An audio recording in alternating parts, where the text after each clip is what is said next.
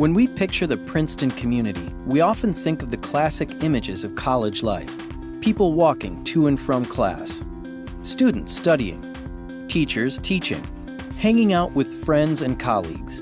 But if you look closer, you might begin to notice an entirely different community, a community of computers, laptops, smartphones, and tablets. On these devices, we are living our entire lives. We work on them, communicate, get the news, shop, and entertain ourselves on them.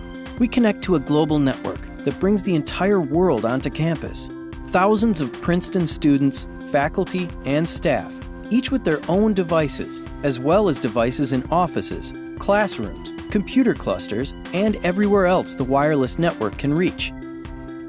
When we typically think about what we value, we think about the physical things we own. But think about where our most valuable things actually are. This device holds a gold mine of data and information. All your personal and private messages, pictures, and profiles. All those important numbers, social security, bank account, and credit card. Access to all of your online accounts. Here you also have access to highly sensitive and confidential information. Student records, health records, financial records, research data. Now think about what we do with this gold mine. We carry it with us everywhere we go. We access it at our desks and in our meetings. We even hang out and socialize with it. But do we treat it with the care it deserves? What happens if someone gains access to confidential records or important research? What would someone do with passwords to our online accounts? In addition to personal harm, you could be exposed to disciplinary or legal action. The university could be fined, suffer penalties, or loss of privileges. So how do we begin to think about protecting ourselves? Digital safety and security begins with you. The easiest way to get access to a system is to get the information directly from you.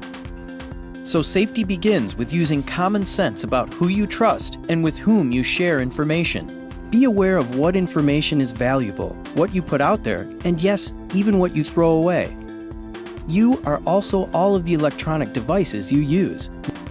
Never leave your devices alone or unattended, especially with any personal accounts logged in. Lock your devices with passwords. Outdated software is especially vulnerable, so when your computer prompts you for software updates, do it. Make sure antivirus software is installed on your devices and is updated regularly. Limit access to the inner workings of your computer by logging in with user level, not administrator access. And when you get rid of, sell, or donate your devices, don't forget to wipe out all of the data. From your devices, you extend into the online space. You are all of your personal and online accounts. The most effective way to protect them is to create a strong password.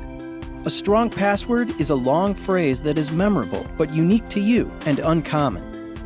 Change your passwords regularly. Don't share them with others or write them down. If needed, ask your IT support staff about secure password management software. Your digital life also extends to your online activity. With all of the websites you visit and emails you get every day, it is important to practice general web and email safety. Web safety means things like avoiding links in pop-up windows and using encrypted sites to send sensitive data. Email safety means things like not clicking on unfamiliar email links and attachments, being wary of email requests from strangers or people pretending to be your friends, and not emailing sensitive information. Finally, you are always connected to a global network. This means you are vulnerable just by being connected. Beware when working on open public networks, coffee shops, hotels, airports. Be extra careful when using public Wi-Fi on foreign travel. Make sure your firewall is activated. And whenever possible, communicate with campus using the university's secure remote access service. Of course, there are many more things we can do. What we hope is that we have given you a start, a framework for understanding our digital security and safety. We are the Office of Information Technology, or OIT. Our job is to make sure everything in our digital community works and runs smoothly. An important part of this is making sure we are all digitally safe and secure. We employ a variety of strategies, resources, hardware, and software. But at the end of the day, the most effective defense is you. If we want you to take away one thing, it is that a safe digital community and a safe Princeton community are one and the same, and that we all play a critical role in making that happen.